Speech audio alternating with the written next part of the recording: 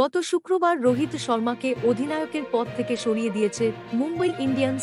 সেই ঘটনার পর অবশেষে মুখ খুললেন তাঁর স্ত্রী ঋতিকা সাজদেহ। মাত্র এক শব্দে নিজের প্রতিক্রিয়া জানিয়েছেন তিনি। তাতেই সমর্থকেরা বুঝে নিয়েছেন অনেক কিছু। অধিনায়কত্ব যাওয়ার পর থেকে রোহিত নিজে কোথাও কিছু বলেননি, কিন্তু তাঁকে নিয়ে চর্চা চলছে ক্রমাগত। রোহিতের অধিনায়কত্বের সময় নিয়ে একটি ভিডিও বানিয়ে তাঁকে সম্মান জানিয়েছে মুম্বই ইন্ডিয়ান্স, বাকি দলগুলিও পিছিয়ে নেই। রোহিতকে সম্মান জানিয়ে ভিডিও বানিয়েছে চেন্নাই সুপার কিংসও। মহেন্দ্র সিংহ ধোনির সঙ্গে রোহিতের বিভিন্ন মুহূর্তের কোলাজ উঠে এসেছে সেখানে।